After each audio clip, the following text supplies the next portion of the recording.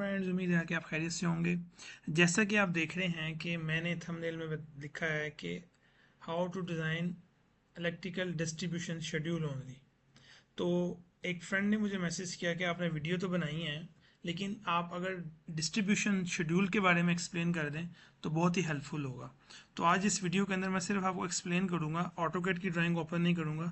सिर्फ एक्सेल की फाइल जो होती है जिसके अंदर इलेक्ट्रिकल डिस्ट्रीब्यूशन हमने लोड डिस्ट्रीब्यूशन करना, तो उसके बारे में बताऊंगा कि वो कैसे हम करते हैं, उसकी टेक्निक क्या है और उसके लिए हमें क्या माइंड में रखना होता है और उसको कैसे लेके जाते हैं। बेसिक उसकी नॉलेज आपको बताऊंगा।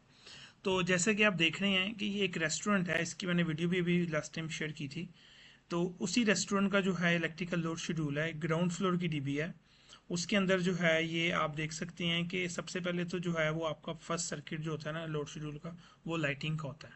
सेकंड भी लाइटिंग का होता है, लेकिन डिपेंड करता है कि आपका पास कितना बड़ा प्रोजेक्ट है। जैसे कि प्रोजेक्ट बड़ा है, इसके अंदर जो है वो आपका इस डीबी के अंदर जो है वो हमने लाइटिंग और पावर जो है वो शो किया हुआ है, जो ग्राउंड फ्लोर के अंदर डीबी थी। इसी तरह उसका फर्स्ट फ्लोर के अंदर भी डीबी थी, तो उसका भी इसी तरह जो है वो कंसीडर किया हुआ है। लेकिन मैं आपको जो है वो सिर्फ एक डीबी के बारे में एक्सप्लेन करूंगा ताकि जो है वो आपको समझ आ सके।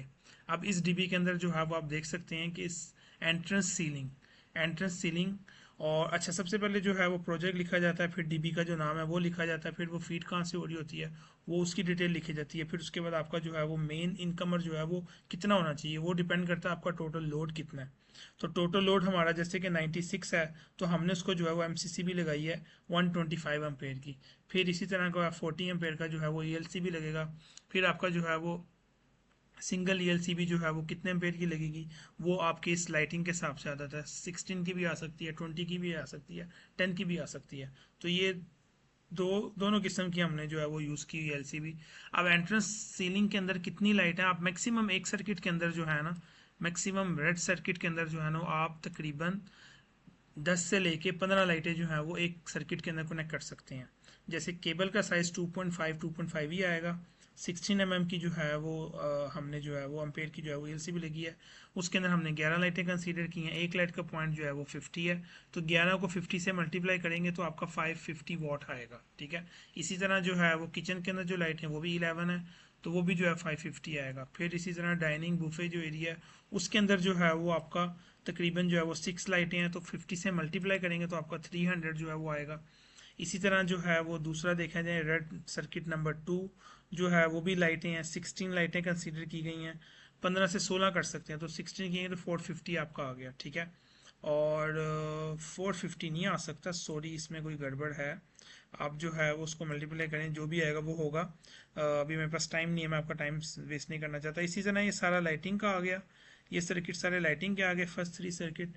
फोर्थ सर्किट जो है उसके अंदर जो है वो आपका चिलर्स आ गए, जो किचन के अंदर जो चिलर फ्रीजर्स होते हैं वो। अच्छा, उसके अंदर मैंने 13 एम्पेयर की सर्किट क्यों नहीं लगाई, क्योंकि 200 वॉट से ज़्यादा का जो आपका जो इक्विपमेंट होता है ना, उसको हम आइसोलेटर लगाते हैं। 10 एम्पेयर का भी लगेगा, 20 का भी लग सकता है, 16 का भी लग सकता है। तो क्योंकि लोड ज़्यादा है तो मैंने उसको 20 का कंसीडर किया है। तो ये आपके जो इक्विपमेंट है सारे, ये आइसोलेटर लगेंगे उसके 20 एम्स के, और ये उनके वाट्स आ जाते हैं।